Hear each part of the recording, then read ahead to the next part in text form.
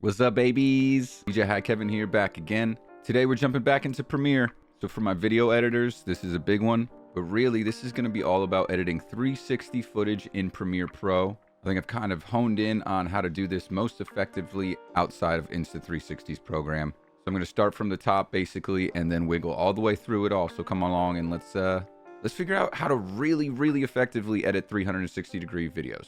So I'm currently waiting for all of my audio files to be generated, peaked, and everything. So I'm just going to talk to the camera for just a second about how the flow of 360 videos goes. So for me, at the end of an event, I bring all of my SD cards into here and we just start uploading as soon as we get home, basically. I try to get everything organized in 360 footage, in our Lumix footage, which is the camera that I'm shooting with right now. And then of course we grab all our audio from our Zoom recorder so that we can layer it with our footage. There's some challenges along the way for all of that, but we're not going to get into that right now because we're trying to focus on 360 footage. So here we are in Premiere. We're actually all done generating our peak files and everything, but I just wanted to quickly show you how to start with Insta360 to make sure you're getting the best quality of your videos. So we're opening up the Insta360 app right now, and when you get here, it's pretty much this. There's this neat Open Files button here. As we click that Open Files button, it'll generally bring us to some files that have recently been added that are in the format that comes off of the Insta360. I myself have the version 3, the X3 or something like that. So you get these LRV and these VID files. You can see it's an Insta360 LRV file and an Insta360 360 video file. They basically need to be rearranged so that it's just a little better to use in any other editor. So once you take care of all of that, you drop them in here, you export them, they come out, right? We're gonna drop that, and then we bring them in here. So this is a 360 file without any sort of reframing done. Make this just a little bigger for you. So you can see it's on the edge here. On the edge here, you can see Teddy's face is perfectly lining up. You can see the edge of the table. It's all creating a full sphere, but right now it's basically like taking the full sphere and laying it out on a mat. So once we find the clip that we're doing, this is actually gonna be a couple songs in a few minutes that I have. So I think it was like 4 songs in 2 minutes or something like that. It's also not like us, so that's pretty fun. But I had a lot of action happening right in front of my booth, so I kind of wanted to focus on that. But right now it's not really good looking. It's also not really good sounding. So before I start chopping up the entire video, I like to drop my audio into it and synchronize it, especially getting that good audio from our Zoom recorder. So I've already actually found it in here. It's just about this section. So what we're gonna do, we're gonna drop the audio in here, and then I'm gonna highlight both of these, and then we're gonna right click, we're gonna hit synchronize, we're gonna hit OK, and we're gonna pray. Let's go! So the next step in editing this is to have the Insta360 reframe. So we just type reframe.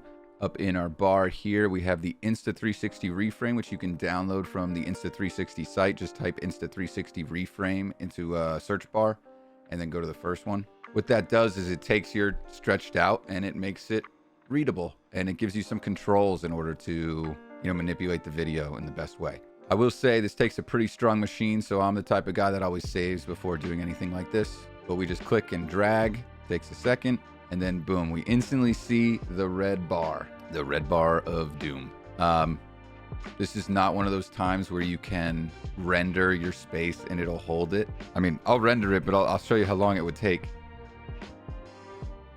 It's already taken too long for me, and it hasn't even told us how long it's gonna take to render.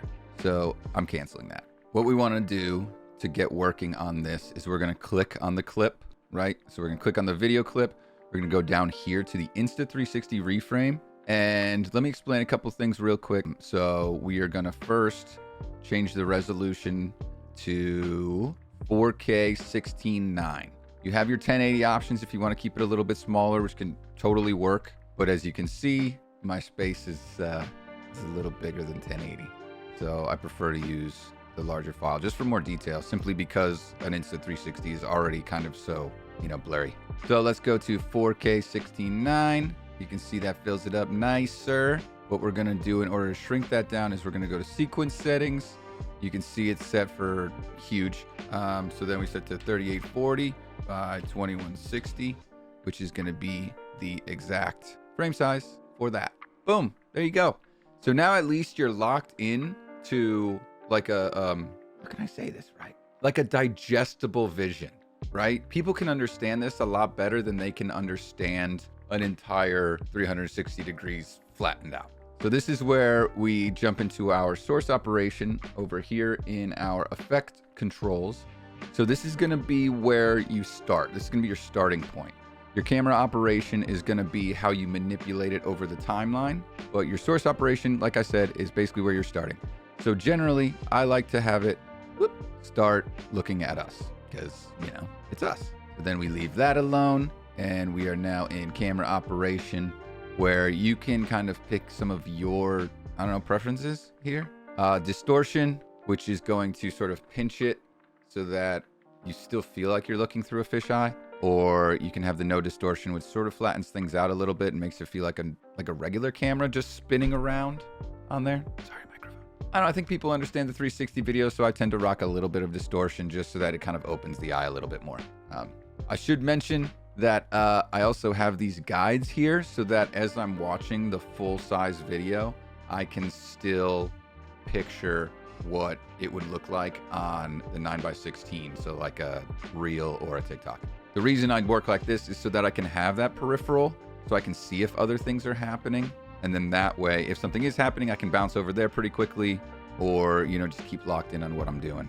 It's the bigger landscape in order to see more things. So let's talk a little bit about our options up here. So we have pan, which is going to be left and right based on your axis that you are staring at. Your tilt is going to be your up down, right?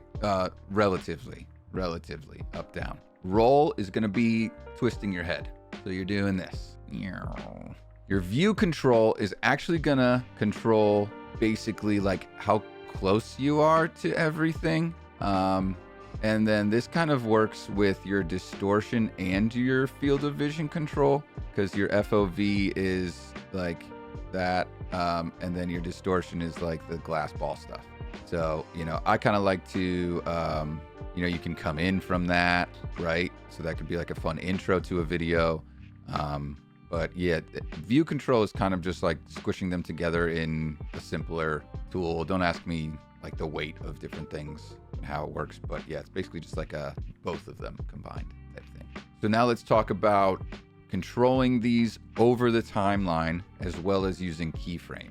The way I start every 360 video, I know I want to be right here. Let's start by just introducing the ability to animate and set keyframes. So what these are doing is now on this timeline, so this is where we make this a little bit bigger and we're going to squish this down. This is our timeline, just a different version than on here. This is kind of where the learning curve happens. Every time you see a little square on here, right? So one of these little guys, you see, those are what we call keyframes. So that's basically the bookmark that you are setting of, I want the camera to be here now. So if I wanted right at this point to be looking out at the crowd, then I would do this, and then I would rotate the tilt a little bit, and then I would roll to the left, and then boom, it's gonna bring it out there. So let's go back to the beginning just to show it.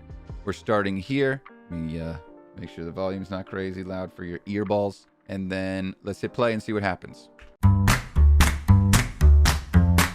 Cool, so that took freaking forever. So did not even realize how deep into it I went. My bad. But yeah, so you can see how it happens. It goes from one point and it's going to the next point. Do we want it to go faster? Probably. So a super simple thing, we can highlight all of them and scooch these way closer. Now let's go back to the beginning and let's see how it looks a little bit quicker.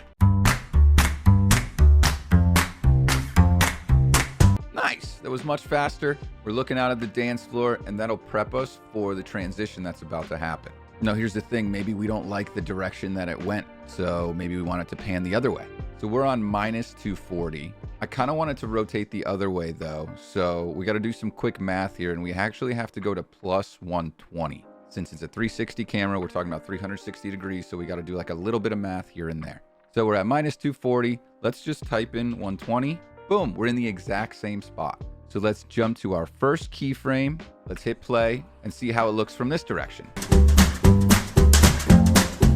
A little more natural feeling, right? You're like guiding through my vision a little bit more versus like wheeling around and staring at a moving head for 8 seconds. But as always, save like crazy because 360 videos are super fickle. So yeah, this is a really long clip. It's gonna take me a lot to get through, and I don't want to just sit here and have you watch me edit this entire thing.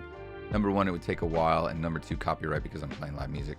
But I think that's a great way to get started, and I'll probably make another video just going into full detail on this. I'll figure out how I'm gonna do that. But I think that's gonna do it for this one for now. So there's a quick glance on how to edit Insta360 footage in Adobe Premiere. The biggest things to get used to are using keyframes and using all of those tools in an effective way that doesn't distract people too much. My thought process with 360 videos is make it cool, make it quick, but make it super effective and make people feel like they're actually watching what's going on and are sort of a fly on the wall versus feeling like they're watching something through a camera. I really hope this was helpful, at least in a very early sense of editing 360 videos. I've got some more advanced things that I've been doing, but I just don't think I've mastered them enough to really like tell people about them or like try and instruct them on it. Yeah, like I said, just focus on getting those keyframes under control and don't be afraid to absolutely wipe everything you've done out and start completely over. I've done it 100 times. Start simple, start with small clips. Maybe just put your 360 camera down in the middle of the room, walk around it and see if you can track yourself. And then maybe see if you can bounce a ball and track the ball as it bounces while you're walking around it. Oh, there's a lot of fun stuff you can do with it. It's a little intimidating. And like I said, big learning curve, but don't beat yourself up. Get out there and practice this. Edit every day, DJ every day. Yeah, so hopefully you gain some value from this. Again, we're gonna go more in depth as we go, but just for now, if you can do me a favor, if you did learn anything from this or any of my other videos, just a quick reminder, if you could please like and subscribe, that's super helpful for me. I'm putting a lot into these videos, and really just a simple free to you click would mean everything. So thanks so much for being here, y'all. Catch me next time, videos every week. Appreciate you being here.